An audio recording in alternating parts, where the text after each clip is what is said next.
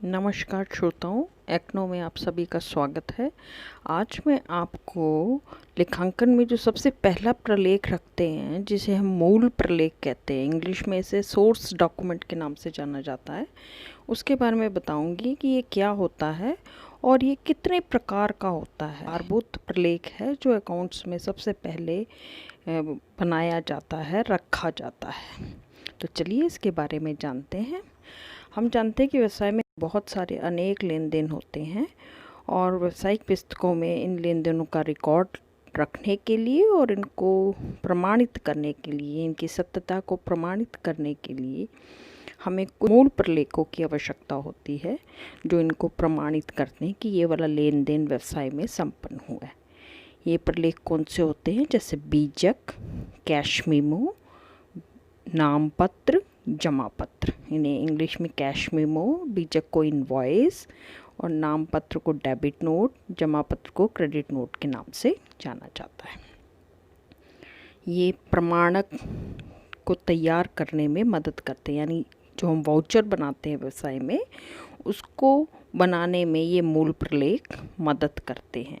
Second step जो है, दूसरा चरण जो है हमारा प्रमाणक बनाने का है, मूल प्रलेख रिकॉर्ड में रखने के पश्चात। तो प्रमाणकों के आधार पर फिर हम लेखा करते हैं रोचनामचा में, और फिर हम खाता बही बनाते हैं और अंत में अंतिम खाते बनाते हैं। इस तरह से लेखांकन प्रक्रिया पूरी की जाती है। तो आइए इनके बारे में जानते हैं। प्रत्येक व्यवसाय में जो लेन देन है उनको प्रमाणित करने के लिए जो लिखित प्रलेख होते हैं उन्हें हम मूल प्रलेख कहते हैं। इसमें बीजक, कैश मेमो, जमा पत्र, नाम पत्र, इन सभी को, चेक, रसीद, इन सभी को शामिल किया जाता है। ये लेखे के सर्वप्रथम प्रलेख होते हैं, याद रखिएगा, सर्वप्रथम प्रलेख जो रिकॉर्ड में रखने होते हैं। ये प्रमाणित करते हैं कि लेन देन संपन्न हुआ है।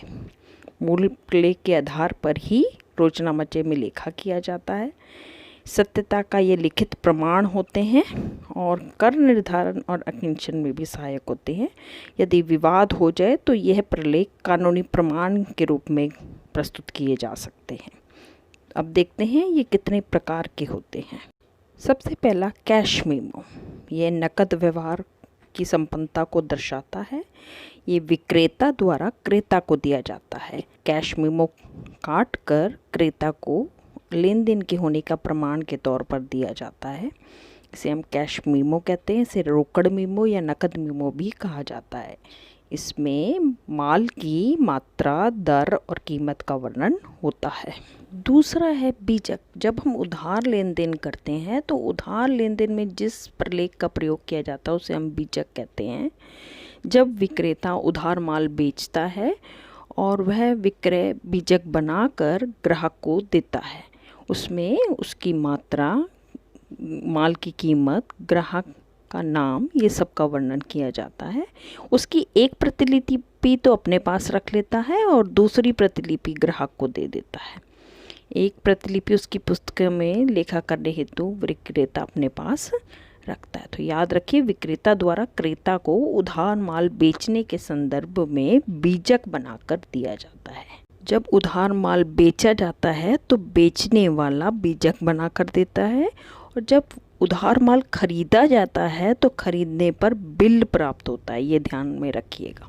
नाम पत्र या डेबिट नोट, इसमें विक्रेता पूर्तिकर्ता से जो माल खरीदा होता है, यदि उसे किसी कारणवश वापस करना चाहता है तो नाम पत्र में वापस किए हुए माल का पूरा वर्णन करके वो पूर्तिकर्ता के नाम पर उसे भेज देता है। यानी पूर्तिकर्ता के नाम पर ये डेबिट किया जाता है और इसमें लेन देन की तिथि, राशि, डेबिट किए हुए खाते का नाम और किस कारण से माल वापस किया जा रहा है, इन सभी बातों का वर्णन होता है।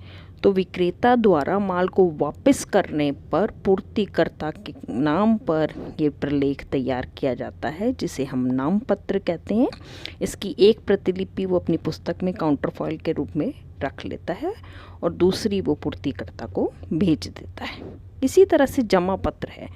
जब विक्रेता को ग्राहक से कोई माल वापस प्राप्त होता है, अब यहाँ पर विक्रेता ने ग्राहक से माल प्राप्त किया है तो अब वो ग्राहक को लिख कर देगा वो प्रपत्र क्या कहलाएगा? जमा पत्र। इस जमा पत्र के आधार पर विक्रेता ग्राहक के खाते को अब क्रेडिट करेगा और उसमें ग्राहक द्वारा लौटाए गए माल का वर्णन किया जाएगा, लेकिन देय विक्रेता ही देता है ग्राहक को ये बिल, तो इसे हम जमा पत्र कहते हैं। रसीद क्या होती है? जब विक्रेता किसी ग्राहक से रुपया प्राप्त करता है, कैश प्राप्त करता है, तो उस कैश को प्रमाण के तौर पर एक रसीद लिख कर देता है। इसमें कैश की राशि, तिथि, ग्राहक का नाम लिखा होता है। इस रसीद की जो मूल प्रतिलिपि होती है वो तो ग्राहक को दे दी जाती है और उसकी एक प्रतिलिपि विक्रेता अपने पास रख लेता है। तो नकद पैसा प्राप्त करने का प्रमाण होती है ये रसीद, जो विक्रेता द्वारा ग्राहक को दी जाती है। अगला है जमा पर्ची, पे इन स्लिप। ये पे इन स्लिप का प्रयोग बैंक में किया जाता है। बैंक में जब भी हम रुपया जमा करवाने जाते हैं तो एक फॉर्म भरना होता है जिसे हम जमा पर्ची कहते हैं। जमा पर्ची के साथ एक काउंटर फॉइल लगी होती है, यानी प्रतिपत्रक लगा होता है। हम दोनों तरफ की आंकड़ों को, इन्फॉर्मेशन को उसमें भरते हैं और बैंक रोकड़िया अपने हस्ताक्षर करके बैंक की मोहर लगाकर उसकी एक प्रतिलिपि या काउंटर फाइल वापस ग्राहक को दे देता है। चेक क्या होता है? ये भी बैंक के साथ किए गए व्यवहार का प्रमाण होता है। चेक बैंक के लिए एक आदेश पत्र होता है जिस पर यह वर्णित होता है कि बैंक वाहक को या उस व्यक्ति को जिस पर उसका नाम लिखा है चेक में लिखी राशि का भुगतान कर दे। तो हम चेक के द्वारा किसी के खाते में पैसा भी जमा करवा सकते हैं और बैंक से पैसा भी निकलवा सकते हैं। तो ये 6-7 प्रलेख हैं जो व्यवसाय में लेखांकन करते समय सोर्स डाटा के रूप में या सोर्स प्रलेखों के रूप में रखे जाते हैं। इन्हें हम मूल प्रलेख कहते हैं। आशा है ये आपके समझ में आया होगा। धन्यवाद श्रोताओं, बने रहिए एक्नो पर और हमारे नित्य दर्शन व्यावसायिक अध्ययन के चैनल से भी जुड़िए। धन्यवाद। इसे शेयर, लाइक, सब्सक्राइब करना ना भूलें। धन्यवाद।